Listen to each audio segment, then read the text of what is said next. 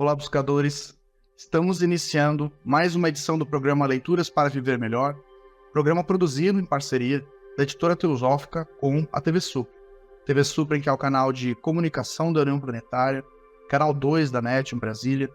E se você estiver acompanhando pelas redes sociais, pelo Spotify, pelo YouTube, não deixe de curtir o vídeo, se inscrever no canal, que assim você nos auxilia a cada vez produzir mais conteúdo de qualidade para todos vocês. E hoje iremos conversar um pouquinho com a Marli Winkler. Tudo bem, Marli? Seja novamente muito bem-vinda. Obrigada, Chay. Nós que agradecemos a sua presença, né? De trazer seus conhecimentos, suas reflexões para compartilhar com todos que nos assistem e nos ouvem. A Marli já participou aqui, né, de outros episódios. Ela é uma pessoa bem conhecida, é uma teosofista, uma grande tradutora. Ela está traduzindo, ela já traduziu, né, diversos livros que foram publicados pela Editora Teosófica, como O Vegetarianismo e o Ocultismo, a coleção dos escritos compilados de Helena Blavatsky, que já gravamos aqui sobre, né, o volume 1 e o volume 8, que já foram publicados. E também tem uma coletânea de textos de Blavatsky, que havia saído o volume 1 e o 2, e agora lançamento da Editora Teosófica, então, o volume 3. E esse é o tema do nosso diálogo hoje. Essa coleção, né, Marli? Então, cada volume, ele tem uma temática. O primeiro volume, ele tem artigos mais sortidos, digamos assim, né? Eu vi, ele tem um artigo sobre os sonhos, que é muito bom, e também aborda outros temas. O segundo, ele traz alguns contos de Helena Blavatsky. Tem ali, né, também algumas mensagens sobre mestres, né, os mestres dela. E esse terceiro volume, então, ele tem um foco bem direcionado à seleção dos temas dos artigos, que é o cristianismo, né? Então ele recebeu até um subtítulo aí, uma visão esotérica dos evangelhos. Então, esses artigos, eles giram em torno desse tema. Marli, fala um pouco para nós sobre qual a visão, né, que Blavatsky apresenta, então, sobre o cristianismo e o que o leitor pode esperar desses nessa obra. Bom, esse terceiro volume, o artigo principal dele se chama O Caráter Esotérico dos Evangelhos. Então já está o próprio título dizendo, né, que ela vai dar uma interpretação esotérica, né, a vários trechos lá que ela vai citando dos evangelhos e de uma forma geral, né. Então, esse é o texto principal. Ele foi publicado em 3 partes, né. Primeiro no The Theosophies, depois ela publicou também... E primeiro ela publicou em outras línguas e finalmente ela publicou também em inglês, na revista Lucifer, inicialmente. Então, esse texto, ele foi, quando foi publicado nos escritos compilados da Helena Blavatsky, o compilador, que é o sobrinho, neto dela, ele fez vários comentários. E nesses comentários, ele alude a vários outros textos que teriam ligação, né, com esse tema, com essa temática, que é o cristianismo esotérico. Então, esses outros textos citados que são publicados juntamente com o caráter esotérico dos evangelhos. Então, no final, deu 350 páginas, mais ou menos, né? E, bom, a Helena Blavatsky, né, a gente sabe que ela escreveu muita coisa, e algumas pessoas até têm a impressão de que ela escreveu mais sobre as religiões orientais e tudo, que ela escreveu muito, né? Mas ela escreveu muito sobre o cristianismo também. Então, nessas mais de 10 mil páginas, né, que compõem os escritos compilados, tem muitas referências ao cristianismo, tem quase 500 citações da Bíblia, né? Então, o tempo todo ela tá... Porque na verdade, o método, né, de trabalho dela, de estudo que ela propõe, né, é de estudo comparado. Então, ela compara várias religiões, filosofias e ciências. Então, não, tem muita coisa sobre o cristianismo. E a gente também não deve esquecer que a época em que ela escreveu tudo isso, né? E nesse sentido também é muito bom, porque todos os comentários do Boris, esse sobrinho dela, o compilador, né? Vão assim, situando a gente no contexto, né? No contexto histórico, no contexto da vida dela, da própria ciência, né? O que a ciência dizia na época, né? Porque esses textos aqui foram escritos, olha, a primeira parte foi publicada em 1887, né? Nessa época, o que vivia a Europa? Ela vivia o materialismo histórico do Marx, que vivia lá também, era contemporâneo da Blavatsky. Então, a Blavatsky veio trazer, né, uma outra interpretação, uma outra visão dos evangelhos, das religiões, né, todas, no momento em que diziam lá, né, que a religião era o ópio do povo, que isso, que aquilo, que a ciência, né, já tinha, né, botado tudo isso abaixo, tudo o que as religiões diziam, que seriam depósitos de falsidades, que a ciência, né, agora está provando tudo isso. Então, o que ela vai fazer? Ela vai dizer que se você der uma interpretação esotérica, ou seja, literal dos textos religiosos, poderão ser depósitos de falsidades. Porém, que na verdade as religiões elas precisam ser lidas esotericamente, alegoricamente. São que muitas das histórias dos ensinamentos são alegóricos. E ela se propõe, então, o caráter esotérico dos evangelhos, a fornecer uma chave de interpretação, né? Então, é sobre isso que esses textos todos, né, vão tratar. E é muito interessante, né? Nesse caráter esotérico, por exemplo, ela diz, né, que também houve muitas revisões da Bíblia, né? E muitos erros, muitos enganos de tradução e interpolações, né? Muitas coisas que foram colocadas, algumas admitidas, outras não, né? Claro, para defender visões, né? Sempre são visões ou interesses, né? Então, que isso tudo acontece. Mas ela não chamaria esses textos, né, religiosos, de depósitos de falsidades. Pois,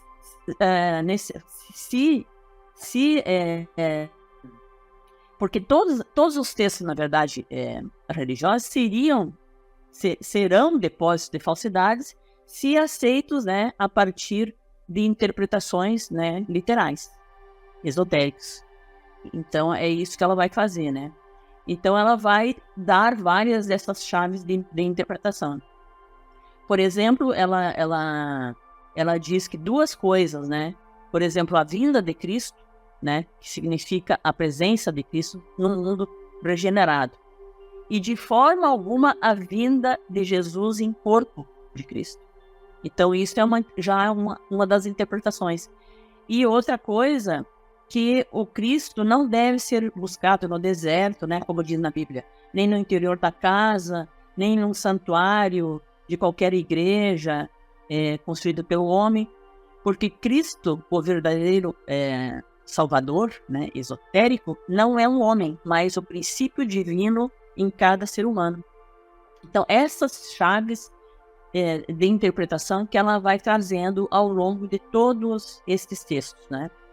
Ela vai dizer também que o Novo Testamento, a base do Novo Testamento, é a mesma base dos Vedas. que são, né, os textos religiosos lá da Índia, e da teogonia egípcia e das alegorias masdeístas lá da Pérsia, etc. Então, é isso que ela faz. Ela compara religiões e claro, as religiões, elas vêm com uma roupagem distinta, que as distingue conforme a época e o país onde ela aparece. Mas ela vai mostrar ao longo de todos os textos e ao longo de toda a obra dos escritos compilados, onde ela fala de religiões, e também nos livros que ela escreveu, na Doutrina Secreta, em Sem Véu, etc., ela o tempo todo mostra isso. Ó, tá dizendo isso aqui na Bíblia, mas também diz nos Vedas, ó, dá uma olhada aqui, ó, você aprofundando um pouquinho com essa chave, você vai ver que está dizendo a mesma coisa. E isso tem lógica, né? Porque se nós estamos falando em busca da verdade, ela tem que ser a mesma. E se as religiões pretendem ser, né, veicular uma verdade sobre o homem, sobre Deus, sobre a deidade, sobre isso, sobre aquilo, ou uma está toda errada, ou a outra está totalmente certa, ou todas têm, se você tiver a chave, vão ter, como ela diz, serão, seria necessário conhecer essas chaves, né, para compreender adequadamente os evangelhos. E ela vai dizer o seguinte, que a Bíblia não é a palavra de Deus, mas contém, na melhor das hipóteses, a palavra de homens falíveis e instrutores imperfeitos. Entretanto, se lida esotericamente, ela de fato contém, se não toda a verdade, ainda tem nada mais que a verdade. Então, conseguindo entender isso que o materialismo histórico está dizendo, não, isso aí é um depósito de falsidades. A ciência já derrubou tudo isso aí. Ela está dizendo, não, peraí, você tem que ter a chave da interpretação. E ela, então, vai dando essas chaves, né? Muito interessante. Com certeza, né? Quem estuda religiões, né, ciência das religiões, ou mesmo teologia, é comum se deparar com diversos níveis de interpretação. Você tem a interpretação literal, a interpretação mitológica, a interpretação mística, a interpretação teológica e assim por diante. Só que no debate do público em geral, o mais comum é que as pessoas utilizem somente a interpretação literal. O que faz com que os religiosos não aceitem, né, qualquer questionamento em relação às suas escrituras. E do outro lado, a pessoa mais cética, mais acadêmica, mais científica vai olhar assim, não, isso aqui não é histórico, não se aplica, é tudo falso, né? Justamente por não ter essas outras possibilidades de interpretação. Esse é o programa Leituras para Viver Melhor. Hoje estamos conversando com a Marli Winkler sobre um livro publicado pela editora Teosófica, intitulado Coletânea de Textos de Helena Blavatsky, volume 3, Uma Visão Esotérica dos Evangelhos. Nós iremos para um rápido intervalo e voltamos daqui a pouco. Até já.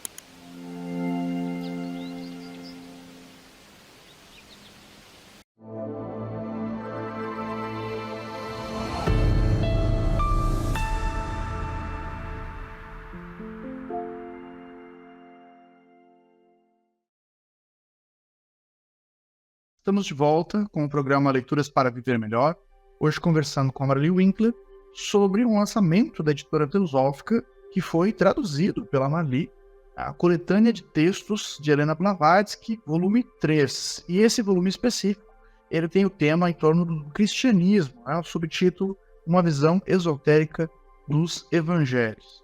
Então, Marli, como você estava comentando, né, no primeiro bloco, geralmente se tem a visão de Blavatsky que ela trouxe somente interpretações de textos orientais e, de fato, é muito volumoso a quantidade de artigos e livros onde ela aborda as tradições do Oriente, principalmente as tradições de matriz indiana.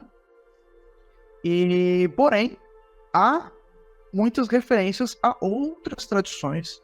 E como taca, então, nesse livro, e você estava comentando, ao cristianismo, que muita gente desconhece, provavelmente muita gente desconhece, que tem textos de Blavatsky falando sobre essa tradição. E também, né, Blavatsky, ela era uma pessoa muito inserida ali no debate da sua época, e ela tinha muitos opositores, né, Marli? Ela acabava se envolvendo também em muitas polêmicas. Eu sei que nesse livro tem algo nesse sentido. Você poderia trazer para nós?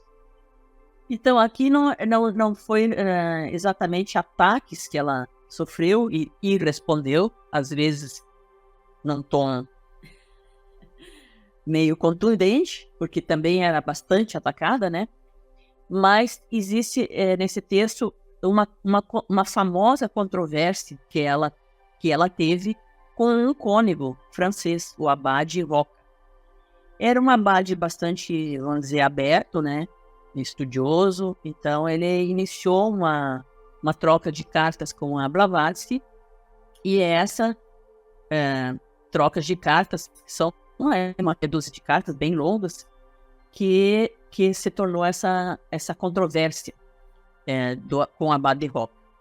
E aí também é uma parte bem legal, bem substancial, né, desse livro, que vale a pena, né, ler, porque esse Abade Roca, ele foi uma figura também bem assim, distinta, né, da maioria dos sacerdotes da época lá, né.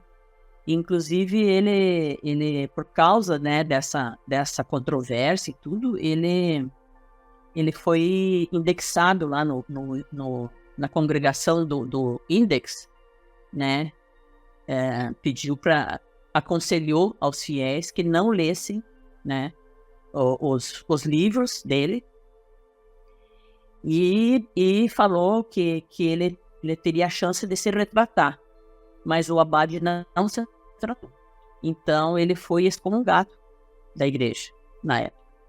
Não se sabe muito sobre a vida dele, mas ele, né, acabou que teve que sair, né, das suas funções, mas ele, depois disso, publicou mais um livro. Então, o que é esse debate? Ele assim, defendendo algumas posições, né, dos evangelhos e uma interpretação mais literal mesmo, e ela dando, né, o parecer dela. Então, vale a pena conhecer. Então, o que quer dizer? Esse debate foi publicado lá no Le Lotus, né, que era a revista teosófica da França, né, mas depois a Blavatsky publicou também na revista Lúcifer. E fora isso, como eu já havia dito, né, tem alguns outros textos que estão relacionados mais ao caráter esotérico, que é o texto principal, né, dessa coletânea. Então tem um dos textos é Uma Palavra com os Teosofistas, foi publicado lá no De Theosophis, né, e é uma interpretação teosófica de figuras, né, como Jesus Cristo e o apóstolo Paulo. Então tem muitas interpretações bem interessantes, que vale a pena também, né, conhecer. Outro texto é A Crucificação do Homem, também ela publicou no Lúcifer, e ela explora o que significa simbolicamente, né, a crucificação de figuras mitológicas, não só de Jesus, como Prometeu, mitológicas e religiosas, né, como Prometeu, Odin, Jesus, e relacionando, né, as suas histórias desses personagens, né, a um conceito esotérico de sacrifício, sofrimento e redenção.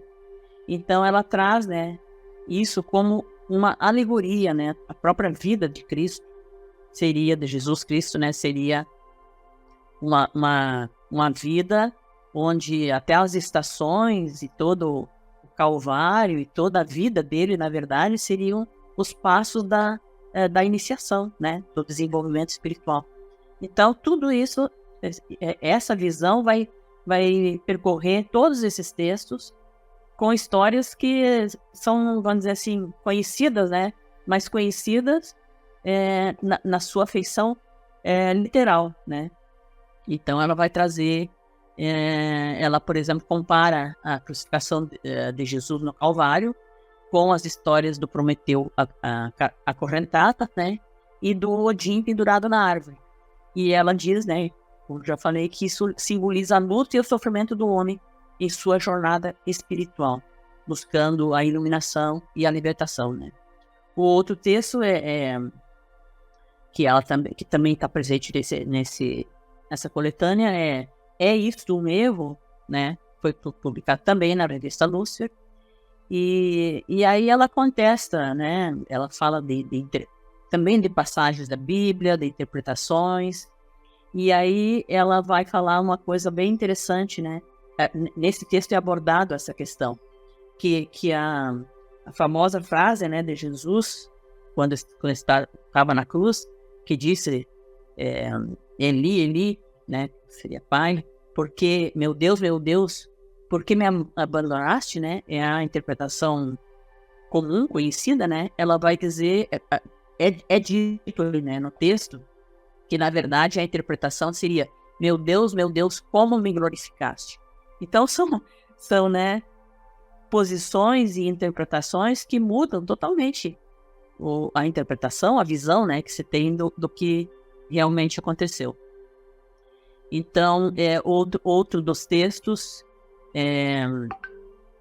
quero ver qual é o outro texto que tem ali, a crucificação do homem, já falei. Enfim, são textos, todos esses vão nessa direção, né? Então, ela vai, na verdade, interpretar, vai ter uma visão, né, esotérica, né, desses, né,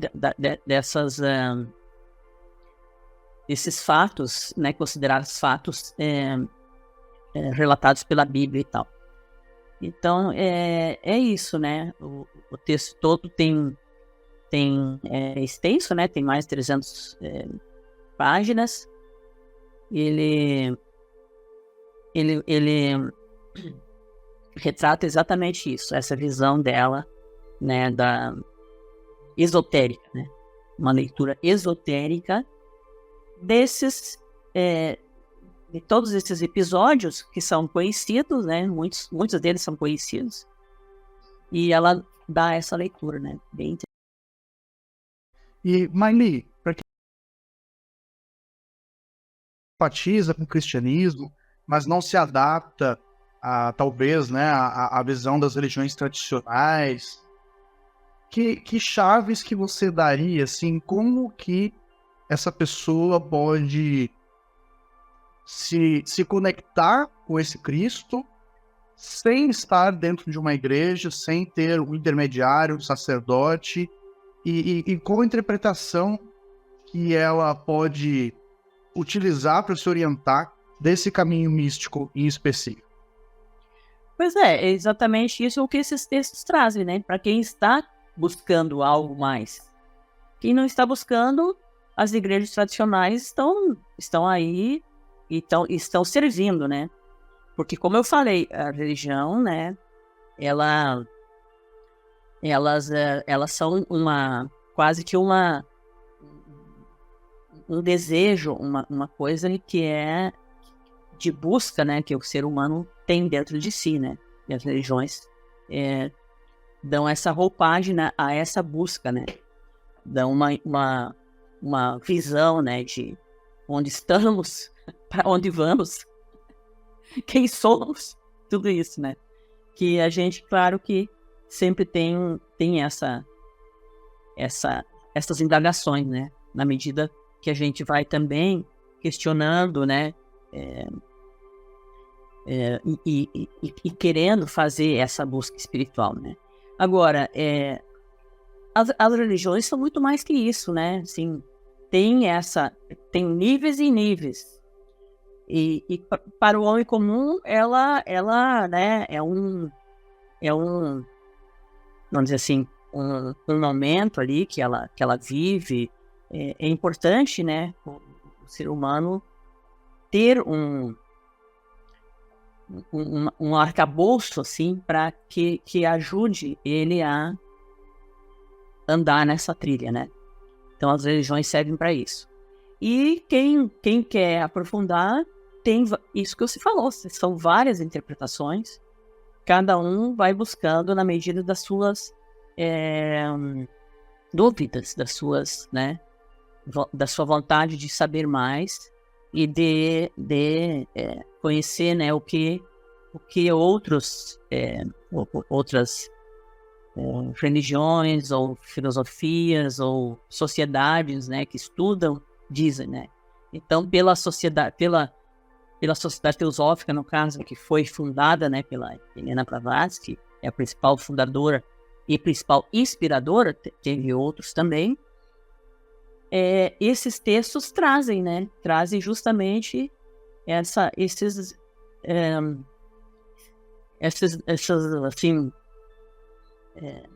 basilares, né, que você vai seguir o caminho tendo isso como referência, porque o caminho mesmo, ele é próprio, né, ele é único de cada pessoa vai seguir e vai por um atalho por outro na sua busca. Ninguém pode fazer o caminho do outro, mas a gente pode né, ser ajudado muito nesse caminho, porque é um cipoal, né, ainda mais hoje em dia, né, que a gente tem a internet, que tem milhares de interpretações, e você coloca ali em tudo que é tipo de coisa, como que você vai se guiar ali.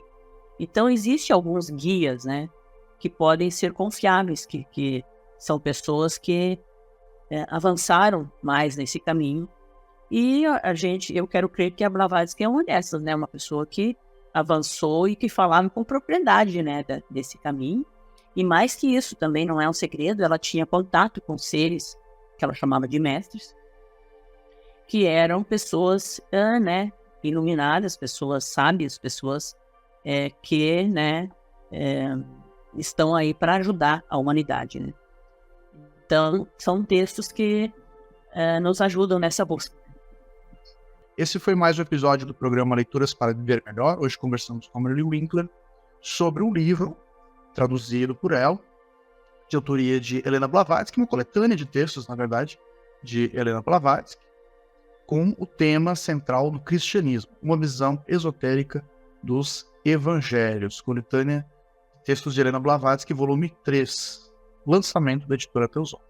Nós vamos ficando por aqui, seguimos juntos nesse aprendizado. Somos